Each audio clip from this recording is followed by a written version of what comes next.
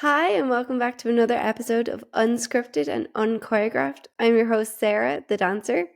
And Neve, the actor. Hi, Siun, it's so good to have you on. Thank you so much for having me. It's lovely to be here. So, I'm going to jump straight in, not going to waste any time. How did you get started in the arts? I was a very outgoing kid and very energetic. So my parents put me into a few things, and one of them was like a Saturday kind of stage school. And I just really loved it. And then I continued with that and like throughout primary school and then into secondary school.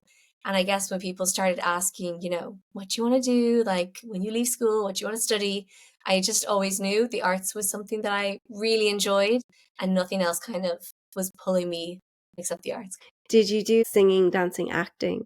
Yeah, You did the full shebang. the full shebang, yeah. It was great crack. I feel like I've always had a love for the three.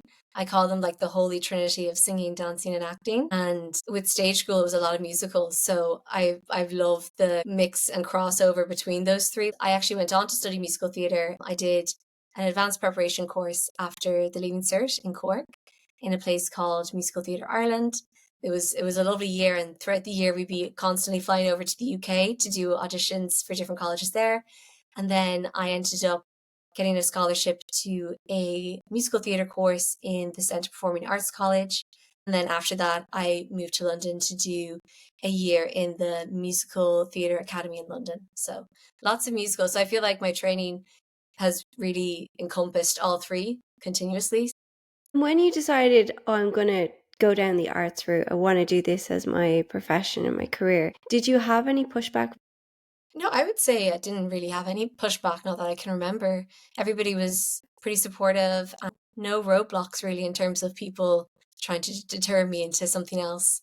So yeah, I had quite a supportive household backing me. And can you give us a little insight into what your training was like? You trained in quite a few different places. Like, how was your audition process for the course in Cork? Yeah, Cork was amazing. It was maybe one of the best years of my life. I loved it. Because I feel you are quite young, you're like maybe 18 or 19 finishing the Leaving Cert. And for me, it was my first time not living with my parents, living independently and moving to Cork and really feeling like the world was your oyster. But the audition process for Cork was a dance call, a monologue, and a song. I don't know if it was a contemporary and a classical song or just one. But yeah, your standard kind of audition for the musical theatre course, they did a bit of everything just to kind of assess and see what would be a good fit. And it sounded like you really enjoyed that course. Yeah, I really loved Cork. It was quite a small course, so everybody was quite a tight-knit group. It was just such a lovely year because I feel like everybody in the course, we'd all been doing, our singing, dancing, acting on the weekends when we could as a kid. And it felt very much like fame in a very cringy way that, we were spending Monday through to Friday, like hours in the studio doing, different tap numbers. We had Jonathan Tweedy, who was this London performer, come over and he taught a lot of the dance there. It was very much like a London performer, like, oh my word. It was a lovely year. I really enjoyed it. It was a lovely intro into training. I have nothing but good words to say.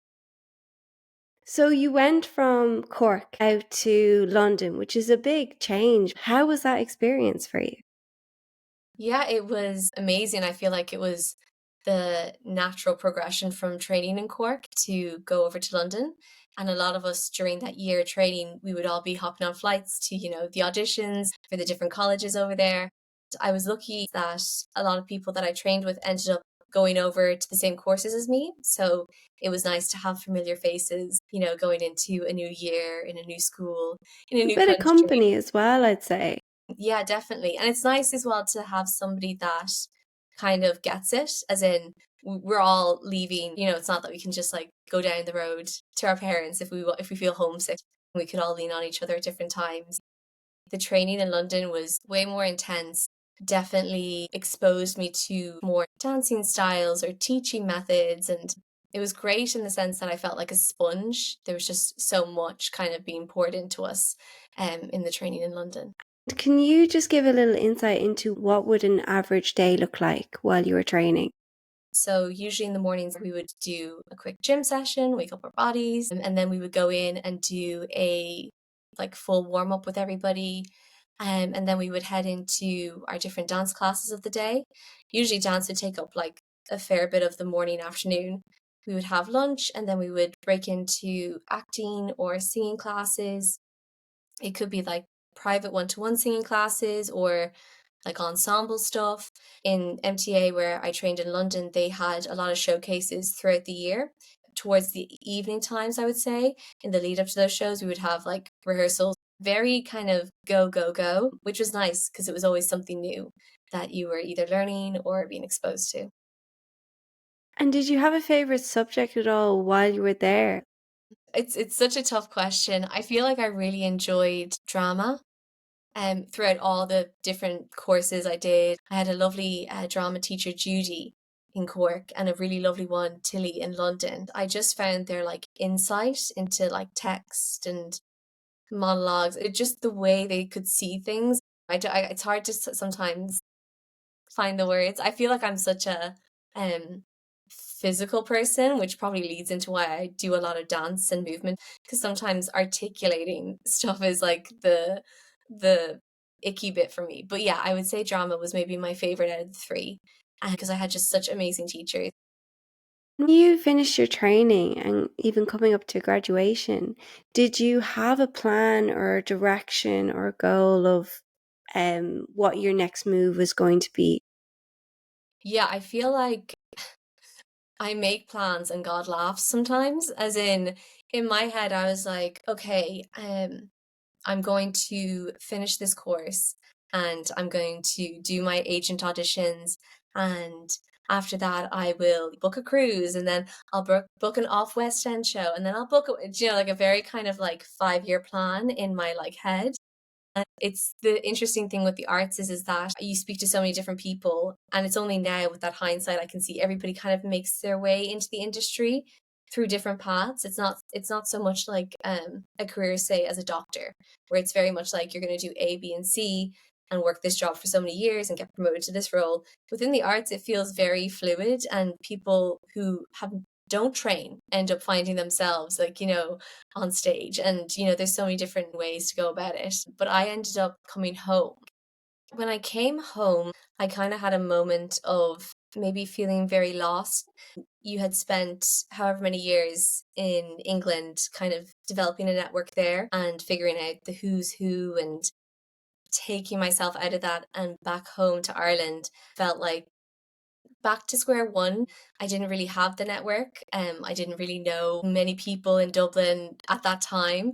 So I was kind of just trying to find my feet and figure out life after training. Because I feel like with training, it's so good to have the structure where you just show up and they've already planned the class and what you're going to achieve in the year. And then when you leave training, it's kind of up to you to stay like upskilled and to continue working on your craft. It's not a thing that you finish with your training and that's that. You're continuously taking class and learning and exploring. So I think for a while that was my main kind of goal, finding my feet here in Ireland, figuring out what kind of career path I wanted to go down.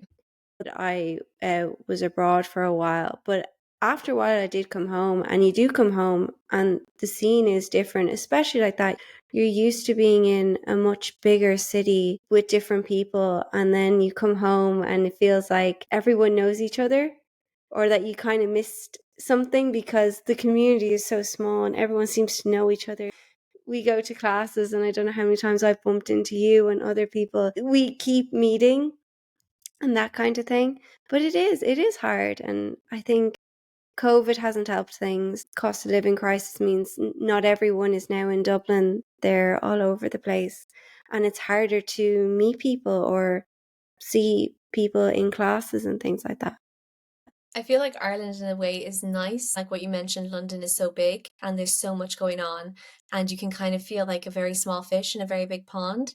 And I feel like Ireland is tight knit, like everybody seems to know everybody, or there's some sort of connection somewhere. And I think that can be kind of nice in a way that you'll show up to an audition or a class, you'll end up like seeing the same person at every recall, and you kind of are like, oh, hey, Sarah, I remember you from the last one. I think that's kind of nice. It's not as big as London for sure.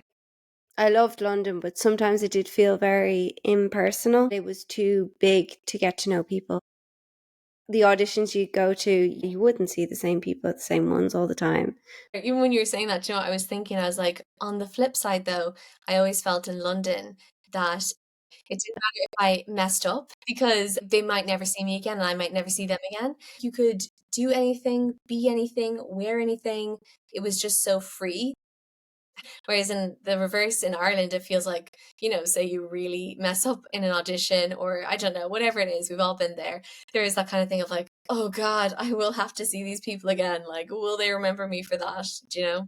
Yeah, yeah, definitely. With London, life moves at, I think, a quicker pace. Everyone's so busy that they don't actually, or they're so wrapped up in their lives, they don't fully notice you or what's going on, or that crazy person who walked down the street in a luminous yellow coat or something. Those things just aren't as noticeable. Whereas I feel like that would really stick out here, or it would stick out more. Yeah. Sure, you'd be the talk of the town in some villages if you wore something a bit out there or something. Some people wouldn't let you live it down. You've been in Ireland for a while. What projects have you been part of since coming home? So we met through Emergence. We did. Emergence was one of those big ones. And that was like such an amazing experience getting to work with the different mentors and to have a piece. The first one that we did, it got cancelled. I remember it so well. I was on the way to somewhere on the south side to record. They were doing a podcast. I remember it so well. And this is when things kind of felt like they were going into lockdown in Ireland. And I got a call, somebody has, you know, tested for or someone's on something along those lines. And I remember after that, that was like the last of it. We never kind of made it to our showcases. It was the following year I did it, and we were still kind of in that COVID time, so it was completely online.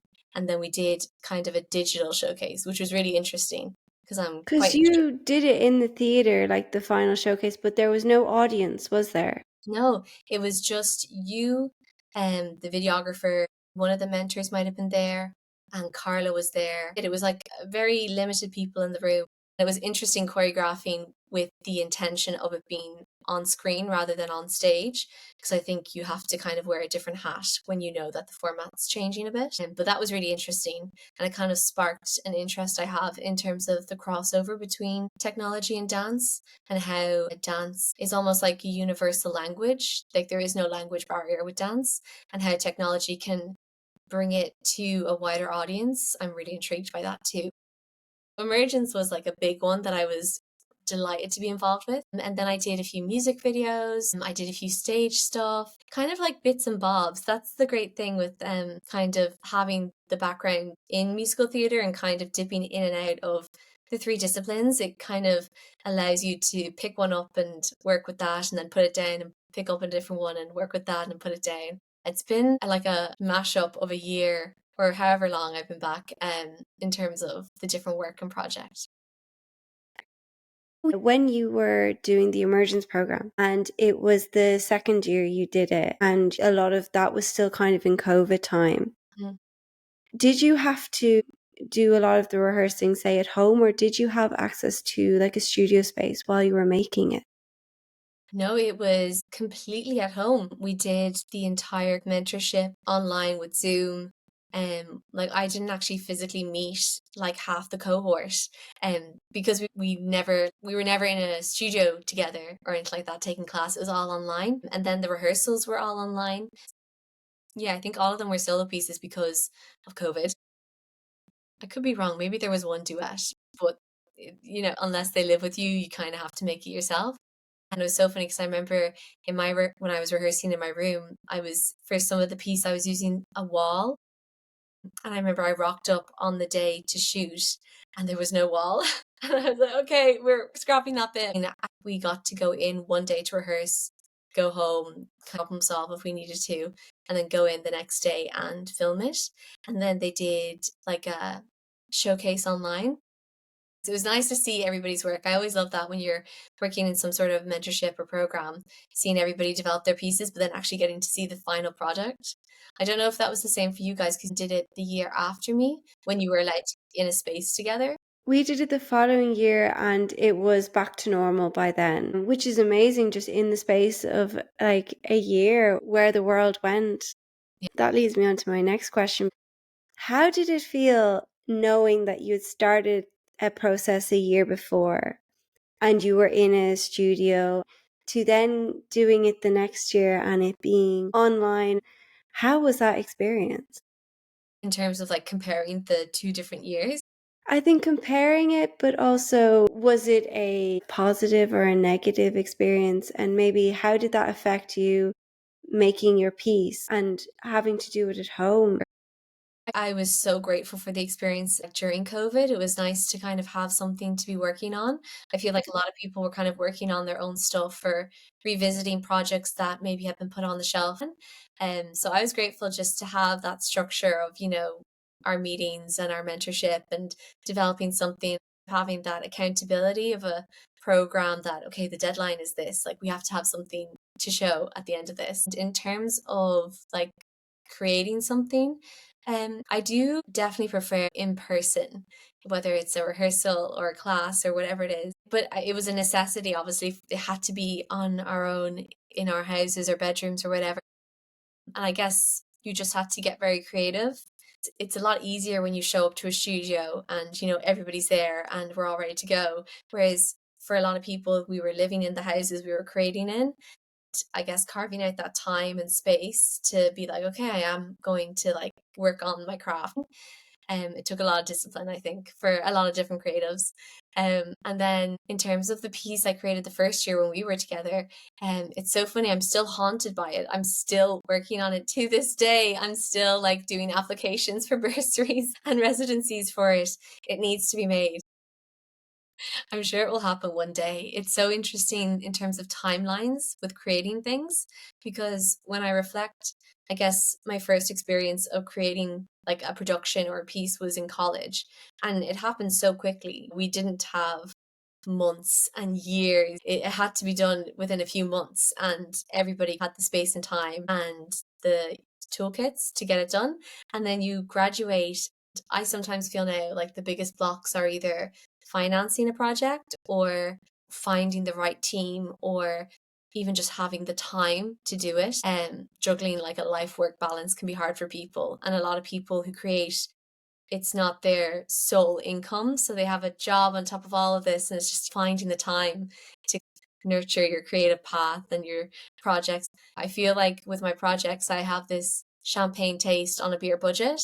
And it's just trying to find the funding for it. We'll get there eventually. So when you went back, you didn't do the same piece, you just started a new piece. Yeah, I started fresh. We went in knowing that it was going to be filmed, and the original piece that I did the first year of Emergence was called Primitive Machine, and it will be made eventually. It's gonna happen.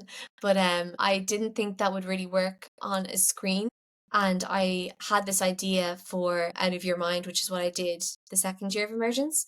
And I was interested in how could I start to make an audience that isn't physically in the room when I'm dancing feel like they are, looking at the potential of using different camera angles and, like breaking the fourth wall, kind of having an accessible point of entry for them because the music essentially was like music you would hear in a club.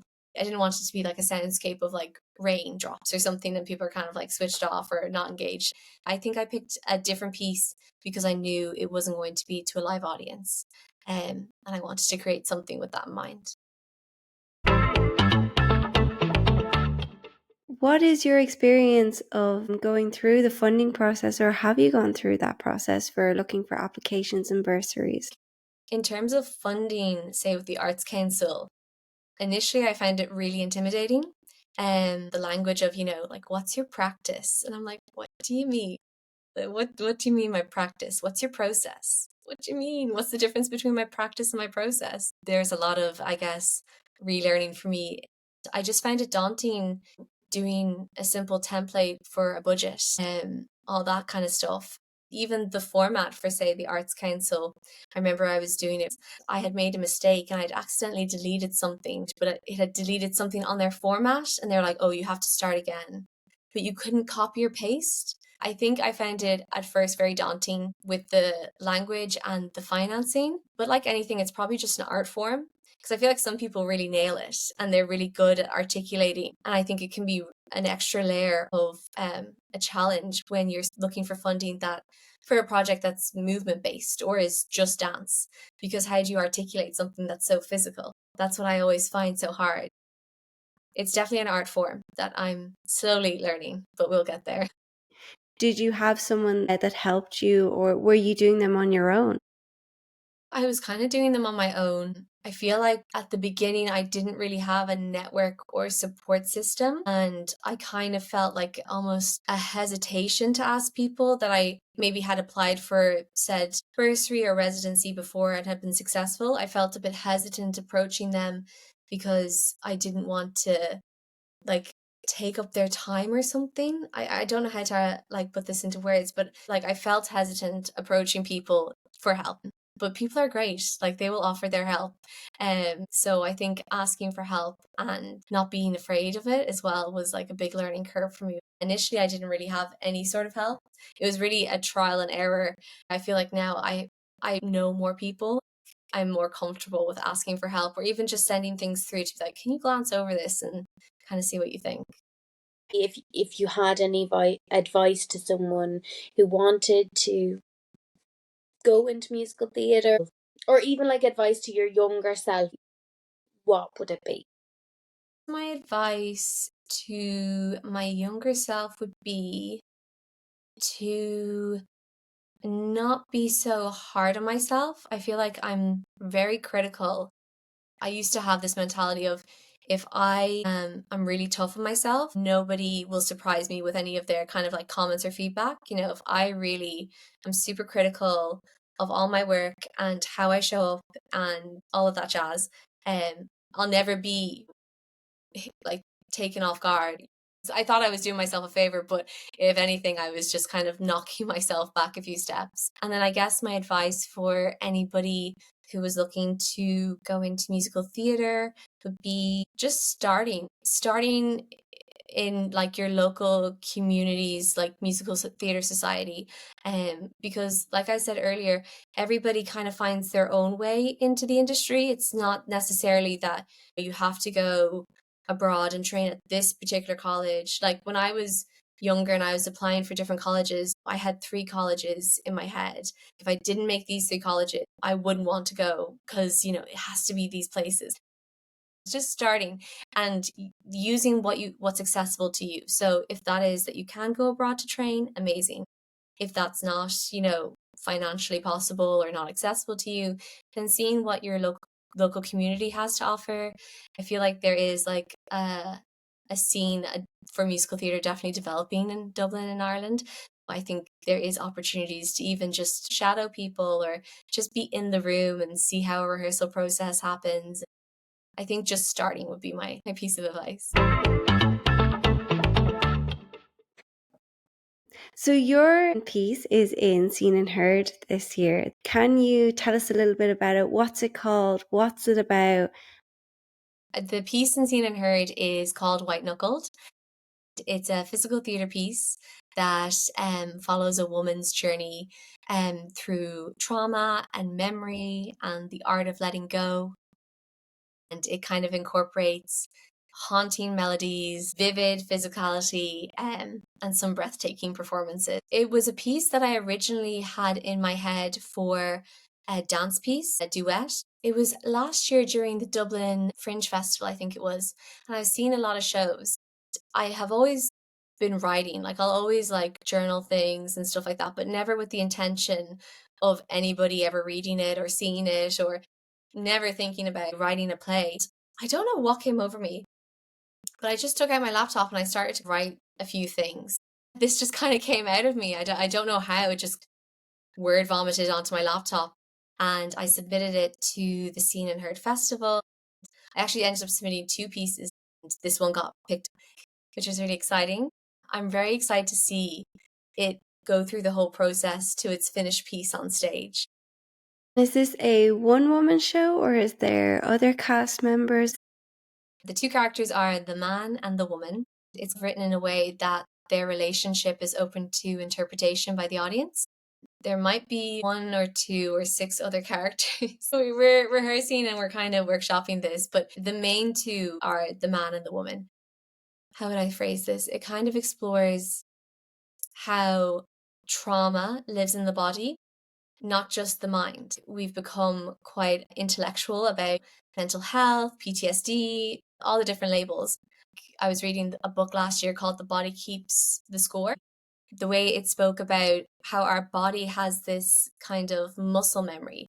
Just like our brain has like a search history, our body has one as well. And it remembers things that the mind has either blocked out. White Knuckled is essentially this woman's grip on a narrative or a trauma and learning to let that go and to, I guess, sit and work through some of her stuff. Why is it called White Knuckled? So it was originally called Chag Darrig, which is Irish for red string, because essentially in the piece, the woman touches on the topic of the red string theory, which is that we are born with this invisible, energetic red cord that connects us to somebody that we're destined to meet in this lifetime. And they will shape us and change us through lessons that we need to learn. And it's kind of exploring the thing of everything happens for a reason. But then I guess when you look at traumatic situations, and you're trying to find, reason or rhyme out of them, it's very hard.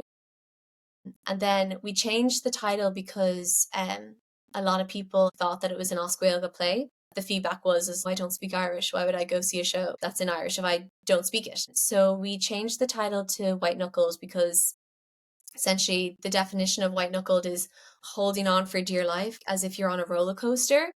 Your body is like, I shouldn't be up this high. Like, I should not be doing this. But you're kind of gripping on for dear life to just get through it. It's kind of the same, I guess, when facing certain patterns or trauma or memories. It's that kind of gritting the teeth and baring the knuckles of like, okay, everything in me is screaming not to open this Pandora's box, but I know on some higher level that it has to be done. It's a necessary evil at this point in time. And then it also contributes to the motif of this woman who isn't ready to let go of the man and what he represents. And it's about loosening that white knuckled grip and allowing yourself to sit with something, unravel it.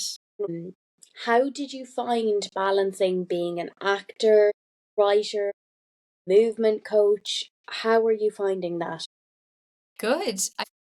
I have to remind myself, I was saying this, I was having a similar conversation with someone before because this is the first time I've ever written anything. It's the first time I've ever been involved in the Seen and Heard Festival. It's a year of a lot of firsts for me.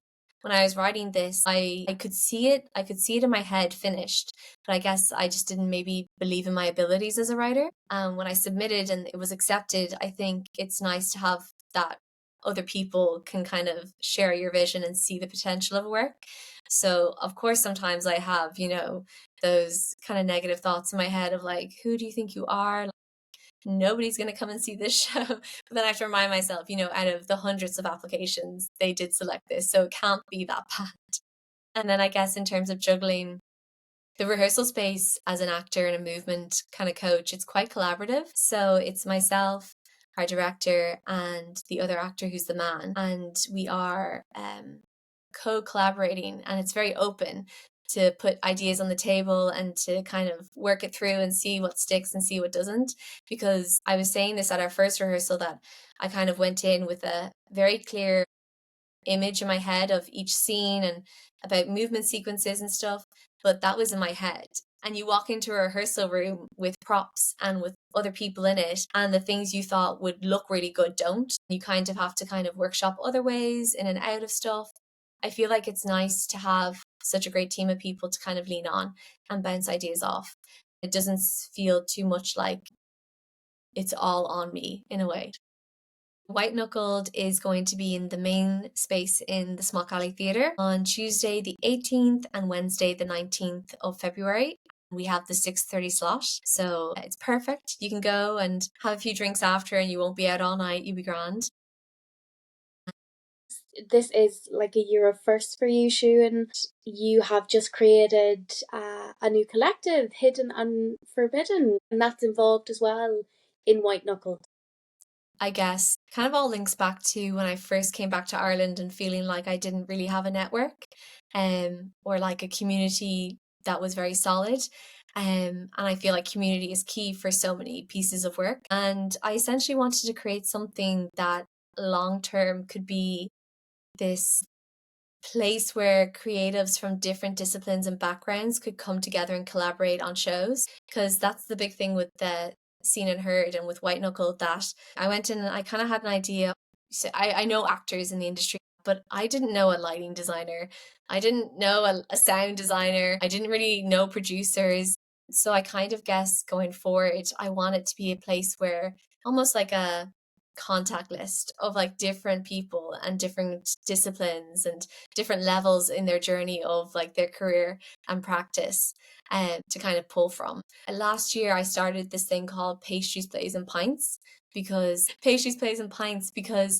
I found that I work really well when there's almost like a accountability partner, or that I set something up that lots of people are going to do together rather than it's just me on my own doing it.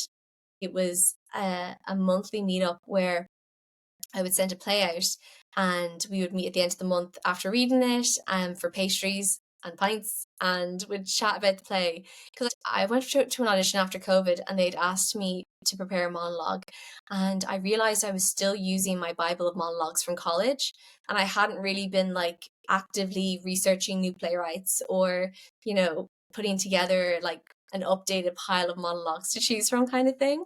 So it was kind of born out of wanting to continue upskilling and being curious about new plays and playwrights, but then also like finding a group of people that also wanted to do the same and to also have that kind of like analytical conversation. Why did you like that? Oh, I liked it because of the dancing, and I liked it because of the text. Yeah, but what about the dancing? What about the text? It's just digging deeper into what I like in certain pieces and what I don't. I don't think I'd really developed that kind of conversation skill, which is so important when you are making your own work as well, to know what you like. So Hidden and Forbidden is a creative collective that I kind of want to grow for artists in Dublin from all different disciplines, so that there's almost like this compiled contact list of people to work with going forward. And why is it called Hidden and Forbidden? I love it, by the way, but I'm really nosy. I wish I had a really intellectual answer for you of like a really deep, meaningful reason why it's called Hidden and Forbidden, but I don't know if I heard it in like a song or read it in a play. But the two words Hidden and Forbidden, I was like, oh, I really like that. I have this notes app on my phone, ideas for different things or different kind of phrases or so whatever. If I find something that I'm like, I'm gonna keep that, I always put it in that notes file and I put it there, and yeah, I guess it just kind of stuck. So, but no deep meaningful answers, I'm afraid. I just liked the sound of it. I think that's a perfectly good answer. It's the exact same I have about tattoos. They don't always have to be meaningful.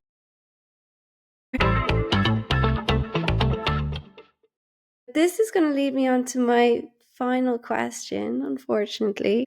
Do you think there's anything the government could do to help artists more? There's so many things I think that could be improved upon or could be done to kind of enhance the landscape of artists and creativity here in Ireland. The top thing, which is probably on everybody's mind, is funding, to increase funding opportunities for organizations, for companies, for individual artists.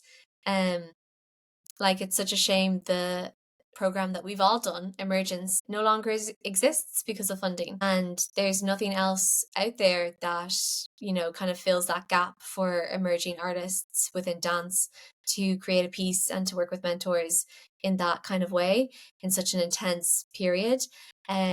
Which is a shame because I feel like we all benefited from it. So funding for sure, more funding for the arts. It's just dawned on me that Immersions was really only available to people who could travel to Dublin. It was set up by the Dublin City Council, but it wasn't like there was another emergence happening in Galway or Cork where if people lived close. You know, artists create and live outside of Dublin too. You know, it's not just like Dublin is the only place they exist. And there definitely is a need for the opportunities that we get here in Dublin to be offered to people outside, because the more diverse and more open it is, I feel like the better the arts will be for everybody. You know? And that's such a shame because it's such a block for so many people if they don't live in Dublin and they have to travel from Galway or Cork. The like actual energy it takes to travel all that time there and back, the financing, it's like another little mini bump in the road that artists don't really need. And it's just going to lead to people being like, oh, well, I'm not going to bother applying for that because, well, it's going to be too much hassle. And maybe it's not like realistic if they're like, I have to travel all that way and it's only for 2-3 hours. For some people, I'm sure their commute was maybe longer than their actual session in the studio. It takes me back to my like intense auditioning days where people would be traveling from all around the place to have maybe 5 to 15 minutes in a room, and like they'd be traveling hours back and forth just for, you know, that 15-minute slot, which is crazy. I don't know if you'd agree with this, but it does seem to be like a common thing where I look at the UK, like London is the hub for artists, in my opinion. I could be so wrong. So there's all these other people who live in all these other places that have to travel like extreme lengths. The cost of that too, just to have, you know, a few minutes in the room. It is tough. It is tough for sure. And I feel like, especially with the housing crisis, if you can't afford to live in Dublin, it's another roadblock. It is very tough for artists, I would say. It is such a like hot topic though, I find. Out of all the artists I know, like the majority of them, they have a full-time job on top of being an artist. And then I think, oh my God, like can you imagine the art these people would be making if their full-time job was being an artist and they could have all that time, all that energy to make all these amazing things rather than doing a full 9 to 5, coming home, cooking dinner, being exhausted, and then trying to, you know, write that script or choreograph that dance. Especially as well if you end up having a long commute on top of that. Like even if it's just an hour that you have to commute, like, and you finish work at 5, by the time you get on the bus or get in the car and you're stuck in traffic or whatever, you've gotten home and eaten something, you're talking about maybe 7 o'clock. Yeah. And then you're going to your second job. And we've talked to a few people on what is the thing? The artist.